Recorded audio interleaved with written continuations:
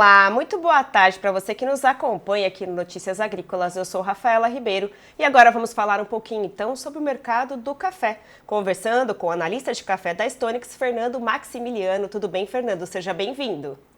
Boa tarde, Rafaela. Está tudo bem? Um prazer enorme estar aqui com vocês, viu? Fernando, vamos lá então. Após aí dias consecutivos, recordes e mais recordes, principalmente em Nova York, hoje estamos enfrentando aí um mercado nas bolsas internacionais em queda. O que vem ocasionando essa movimentação? O que podemos aí então dizer sobre esses preços hoje? Olha, o mercado de café, ele testa as emoções das pessoas, né? Sim. Então, a gente viu aí o mercado realmente num movimento de avanço bem expressivo, inclusive, tá? É um cenário que a gente já havia antecipado em alguns momentos, que o que que acontece, tá, Rafaela, para a gente ver esse avanço tão alto dos preços, né? Claro que é um processo, um processo em continuidade, né? Que começou lá atrás, está acontecendo, mas acho que a gente pode destacar aí, né, principalmente nesses últimos meses, é essa questão, né, da produção no Brasil. A gente depois pode até detalhar isso mais à frente, mas um cenário de perspectiva de produção menor, principalmente para o arábica no Brasil, né? A questão da oferta limitada, e se a gente fala do mercado doméstico brasileiro, Rafael, é uma coisa importante. Nós exportamos mais de 50 milhões de sacas em 2024, em um ano em que a produção não foi lá tão abundante assim, né? Então, a gente tem um cenário hoje de ofertas restritas no mercado físico, e, por outro lado, nós temos a indústria brasileira, que é a segundo maior parque industrial do mundo, né? Ele perde aí, né, em termos de consumo, ali, o Brasil perde, é o segundo lugar, só perde para os Estados Unidos. Então, a gente tem uma indústria forte aqui, desde 2020, a indústria tem mudado, né, de uma forma de gestão em que ela acumulava estoques por um certo período para a gestão just in time, que é aquele sistema em que você adquire só o essencial, o necessário para ter a continuidade das operações. Então, é um cenário que a gente vê hoje com uma oferta limitada, em que existem, né, relativamente baixos estoques. Isso tudo contribui para esse cenário de valorização dos preços. Mas mais recentemente a gente também pode nos atentar, né, para a questão, questões do dólar, questões técnicas e também questões climáticas no Brasil, Rafaela. E de fato, né, Fernando, como você comentou, o mercado veio muito aí pressionado por essa questão da oferta limitada, né? E semana passada teve aí uma certa queda também nas bolsas por conta dos estoques, né? Os leves aumentos de estoque aí também já geraram aí, né, uma movimentação a mais que fizeram com que os preços caíssem, né? Como que fica essa situação? De fato, o mercado continua com essa pressão da oferta limitada? O quanto também os estoques vão impulsionando aí esses preços? Vamos lá, então é importante a gente explicar aqui pro nosso telespectador qual que é a diferença, o que quer dizer os estoques certificados, que é o que você está citando aí, né? Então vamos lá. Antes da gente falar dos estoques certificados, vamos só entender o que aconteceu mais recentemente. Se a gente pegar desde o início do ano até o dia 13 de fevereiro, os preços em Nova York ultrapassaram o nível de 425 centavos de dólar por libra peso. Na realidade, ele fechou dia 13 a 425,1 centavos de dólar, um aumento de 35%. Nesse mesmo período, o dólar teve uma queda de 6,7%, tá, pessoal? Então, recuou ali no final de 2024, estava na casa de R$ 6,18, voltou aí para algo na casa de R$ 6,76, 6,77. Se a gente pegar o balanço do fechamento de ontem, né, a gente ainda, apesar das quedas nos últimos dias, a gente ainda contabiliza um aumento de mais de 22% em Nova York e uma queda de mais de 6,5% do dólar. O dólar tem uma correlação inversa com os preços de café. Então, o dólar em queda no Brasil, né, ou seja, a apreciação da moeda brasileira, está relacionado a uma valorização dos preços lá em Nova York. Então, esse é um ponto importante que a gente precisa mencionar. Outra coisa que está dentro dessa fórmula da alta dos preços que a gente observou recentemente foi uma preocupação com o clima, né? Nós enfrentamos aí finalzinho de janeiro e nas primeiras semanas de fevereiro um cenário de clima diverso que até persiste em algumas regiões, um clima mais seco, um clima mais quente. Claro, não é um impacto tão severo como a gente já observou, né? As regiões receberam amplos volumes de chuva nas semanas que antecederam esse momento, mas é um cenário que realmente traz preocupações. Isso mudou um pouco agora, tá, Rafaela? Então, um dos pontos que contribuiu até para esses preços realizarem é que existe a perspectiva do retorno das chuvas, até o modelo europeu é um pouco mais otimista com relação a isso, mas traz aí a perspectiva do retorno das chuvas nas próximas semanas para a grande parte do cinturão cafeeiro, principalmente nesse eixo aí, né? Sul da Bahia, Espírito Santo, Matas de Minas, sul de Minas e São Paulo. Então, esse cenário traz um pouco de alívio. E vem a questão dos estoques certificados. Rafael, existe uma diferença entre os estoques, né, que são o que estão ligados à questão da oferta e da demanda, e os estoques certificados. Os estoques certificados, a gente entende eles como um indicador financeiro, tá? E ele está relacionado aos diferenciais de preço nas origens. O que é diferencial de preço? É o preço nas praças menos o preço em Nova York. A diferença entre o preço praticado no Brasil, por exemplo, e o preço praticado lá em Nova York. O preço praticado na Colômbia, o preço praticado em Nova York. Então, está relacionado a essa diferença e os estoques certificados, eles são usados como uma ferramenta financeira, tá? Então é importante a gente ter isso claro, que não está literalmente relacionado à oferta e demanda em si, né? Mas sim a uma dinâmica financeira. E por que que os estoques, né? A gente viu os estoques pendentes chegaram a ultrapassar 120 mil sacas, quase 130 mil sacas, agora está na casa de 110 mil sacas. Que isso quer dizer? Quer dizer que esse estoque, esse café foi entregue na bolsa, ele passará por um processo de certificação e caso ele seja aprovado nesse processo, essas sacas serão contabilizadas dentro dos estoques certificados oficiais. E claro, o avanço dos estoques é um fator baixista para os preços. E isso acontece, tá, Rafaela? Porque com esse aumento expressivo dos preços que a gente viu na Bolsa, isso contribuiu para pressionar os diferenciais, né? Como o diferencial é a diferença entre o preço na praça e a Bolsa, se a Bolsa avança muito mais rápido do que o preço na praça avança, a gente tem aí uma queda desse diferencial, queda da diferença. E isso é o que está por trás desse cenário. Então, isso de fato, tá, Rafaela, é um ponto que também tem atuado, né, de forma baixista para as cotações, tendo em vista essa perspectiva de aumento dos estoques certificados. Ainda falando no âmbito aí da oferta, né, Fernando, eu queria que você falasse um pouquinho, então, como é que está essa oferta no cenário internacional, podemos assim dizer.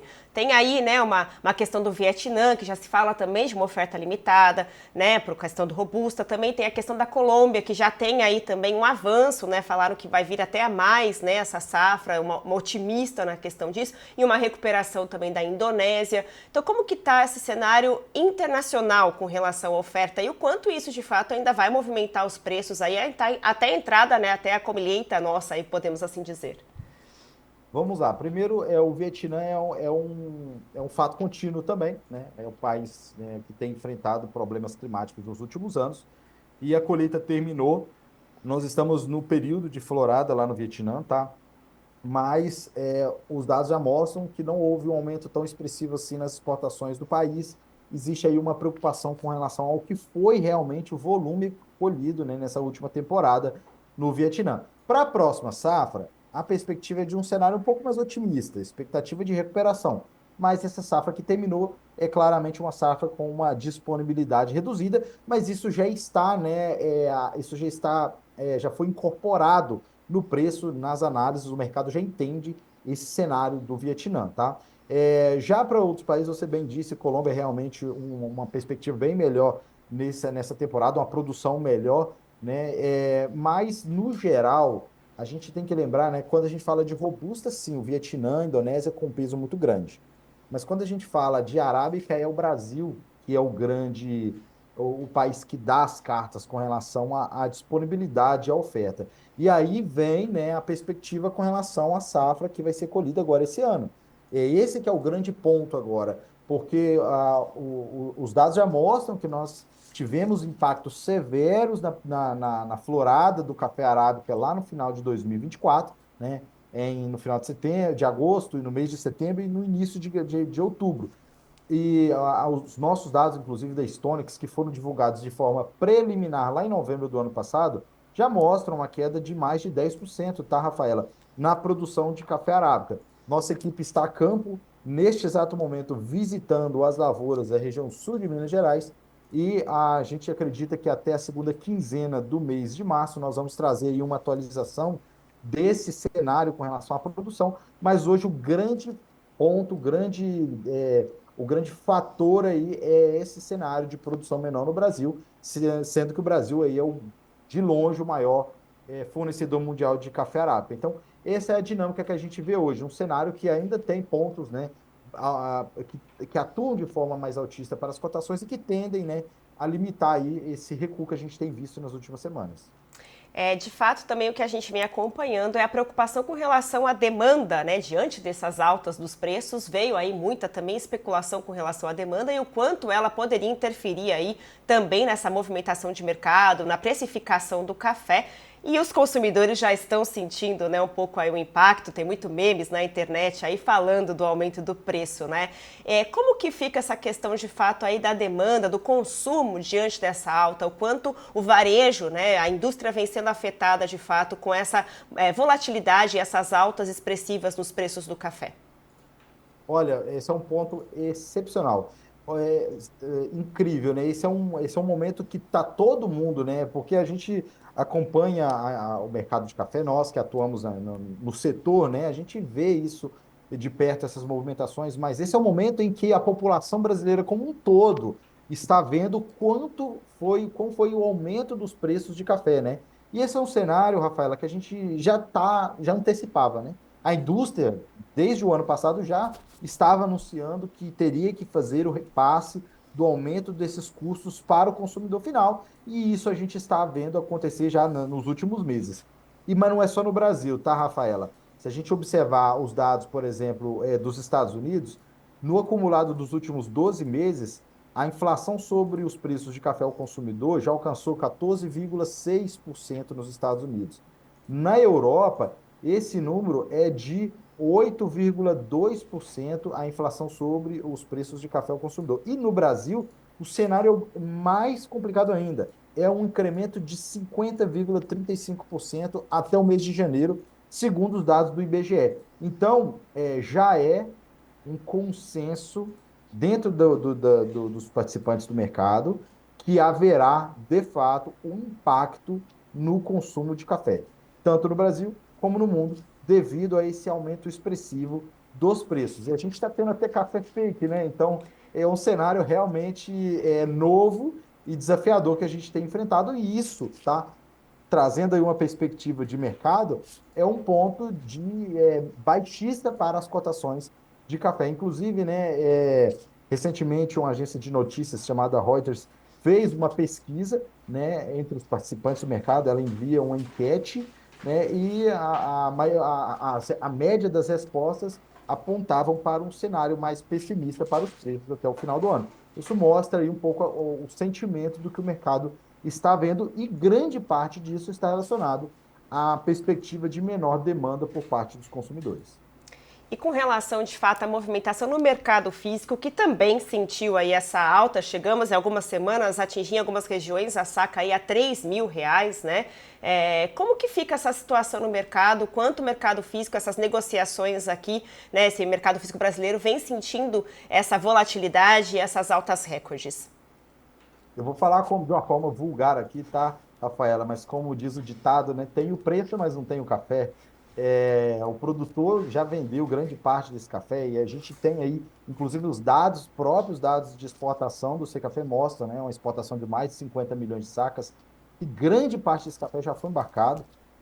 Então, assim, esse é um cenário em que a gente tem uma limitação dos volumes do mercado físico, até mesmo pela menor disponibilidade de café. Então, é algo natural. A gente acredita que, obviamente, esses volumes vão ganhar corpo, vão se acelerar aí a partir do momento que a gente ter o início da próxima safra, né? Expectativa dessa colheita começar aí no finalzinho de abril para algumas regiões de robusta, e aí isso se acelerar a partir dos meses de maio, junho para frente, tá? Mas obviamente no mercado doméstico é um cenário de liquidez baixa, porque realmente a gente tem uma disponibilidade reduzida de café no mercado físico.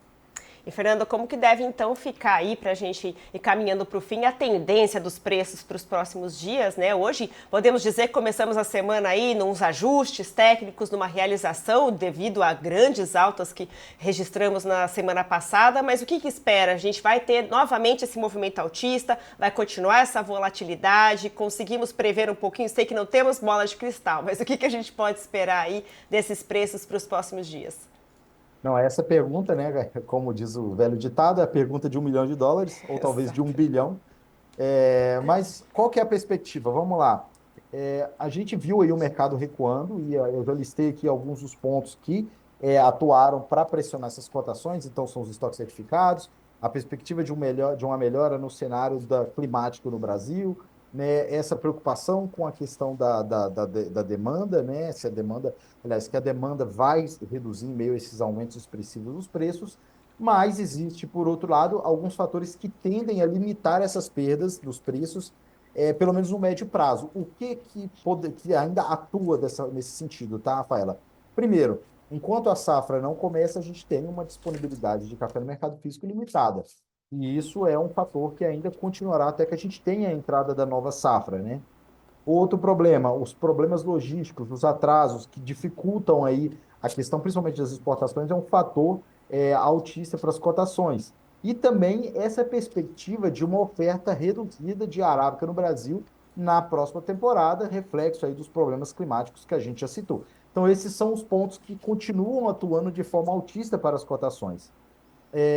A gente acredita que a partir do momento que a gente tiver o início da colheita no Brasil, haverá uma pressão maior sobre os preços. Os preços tendem a ceder um pouco mais por conta do aumento da disponibilidade de café devido à colheita. Até lá, a gente ainda tem uma janela em que os preços ainda devem ser influenciados por esses fatores altistas que eu acabei de citar. Maravilha, Fernando. Agradeço demais sua participação mais uma vez aqui com a gente. Seja sempre muito bem-vindo aí para trazer informações sobre o mercado do café. Eu que agradeço pelo convite, eu sigo à disposição de vocês. Maravilha, muito obrigada. Até a próxima.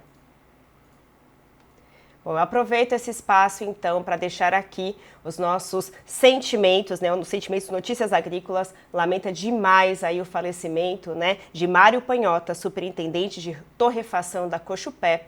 A produção aqui do Notícias Agrícolas quer deixar os mais sinceros sentimentos a todos os familiares e a todos da cooperativa por esta perda tão precoce.